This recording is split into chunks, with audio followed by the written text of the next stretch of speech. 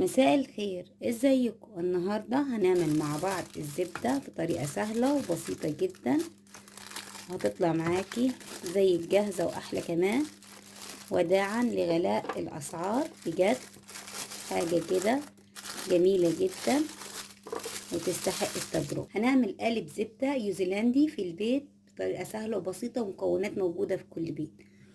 ولو كنت اول مرة تزوري قناتي ياريت تشتركي فيها وتفعلي زر الجرس علشان يوصلك كل جديد من فيديوهاتي على اليوتيوب وعلى صفحتي على الفيسبوك.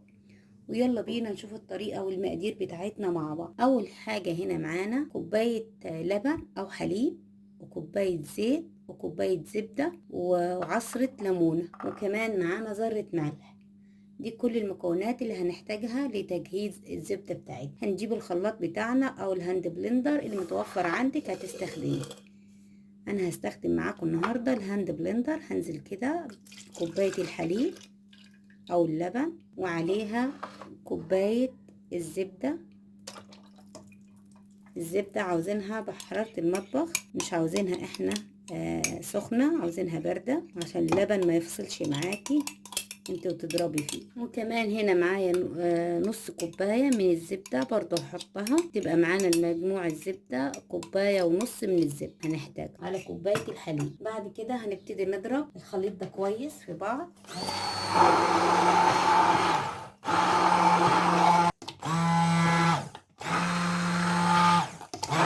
زي ما انت شايفة كده تقلت معانا اهي. هنبتدي ننزل عليها بالزيت خيط كده رفيع، مش هننزل كميات مرة واحدة، شوية شوية ونضرب شوية شوية ونضرب.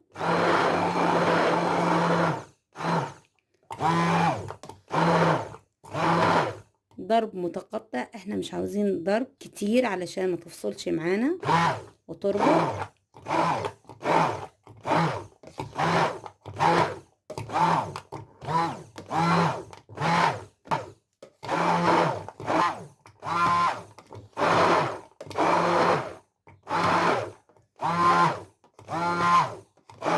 هنا بعد ما خلصنا كوباية الزيت وخفقناها وضربناها في الزبدة بتاعتنا كويس، هنا هنبتدي ننزل بعصرة الليمونة، وكمان هننزل برشة ملح خفيفة خالص.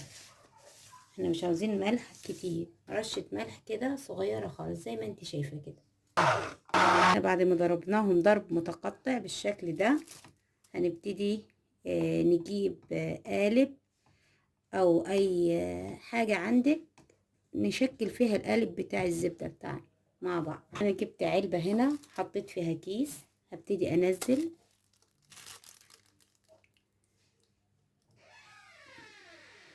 الزبدة بتاعتي كده جواها. كده نسويها، هنخبطها كده علشان اي هوا واي فراغات تخرج منها. هنسيبها جوه التلاجة بتاعتنا تجمد، وهنشوفها بعد ما تجمد معانا. وزي ما انت شايفة كده بعد ما حطينا قلب الزبدة بتاعنا جوه التلاجة او الفريزر وجمد معانا، جميل جدا جدا زي الجاهز واحلى كمان. هتعملي الزبدة النيوزيلندي في البيت بمكونات جميلة جدا زي الجاهزة واحلى كمان، زي ما انت شايفة كده. حاجة كده جميلة جدا جدا